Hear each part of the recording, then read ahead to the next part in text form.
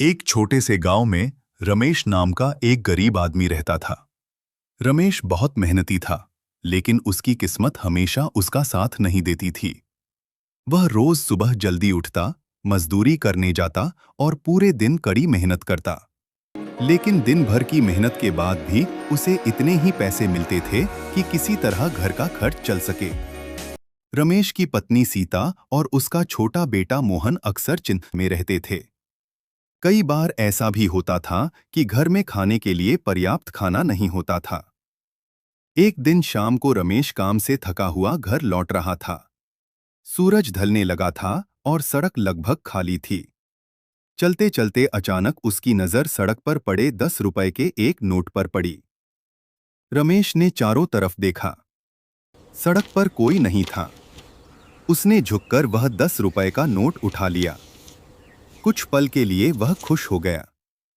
उसने सोचा, आज इन पैसों से मैं अपने बेटे के लिए कुछ खाने को ले जा सकता हूं।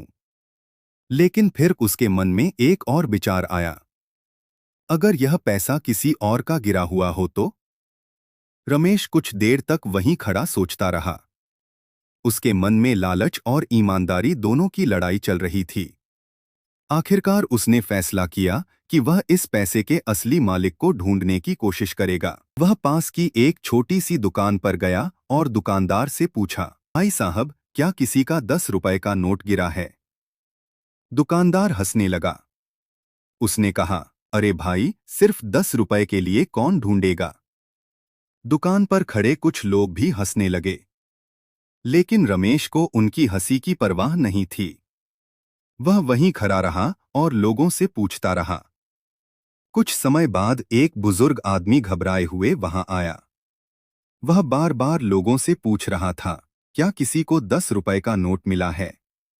उसकी आवाज में घबराहट साफ दिखाई दे रही थी। रमेश तुरंत उसके पास गया और पूछा, क्या आपका 10 रुपए का नोट खो गया है? बुजुर्ग आदमी ने उम्मीद भरी नजरों से रमेश की तरफ देखा और कहा, हाँ बेटा, वही मेरे पास आखिरी पैसे थे। यह सुनकर रमेश ने बिना देर किए वह 10 रुपए का नोट उसे वापस दे दिया। बुजुर्ग आदमी की आंखों में खुशी आ गई। उसने रमेश से कहा, बेटा, तुम बहुत ईमानदार इंसान हो। कुछ देर बाद बुजुर्ग आदमी ने मुस्कुराते हुए कहा, क्या तुम्हें पता है मैं कौन हूं? रमेश ने सिर हिलाया और कहा, नहीं। तब उस बुजुर्ग आदमी ने बताया कि वह एक बहुत बड़ा व्यापारी है और शहर से इस गांव में आया है। वह लोगों की ईमानदारी की परीक्षा ले रहा था। उसने कहा, आज तुमने मुझे साबित कर दिया कि सच्चाई और ईमानदारी अभी भी जिंदा है।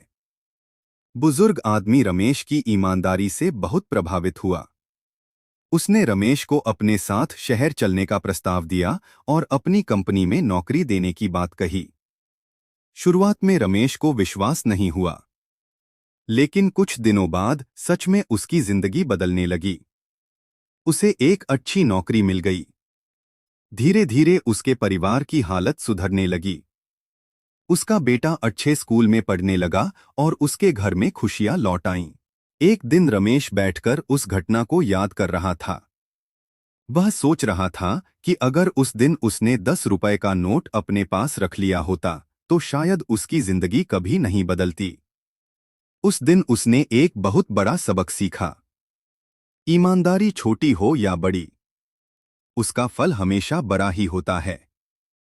और सच में उस दिन मिला हुआ 10 रुपए का छोटा सा नोट रमेश की पूरी जिंदगी बदल गया।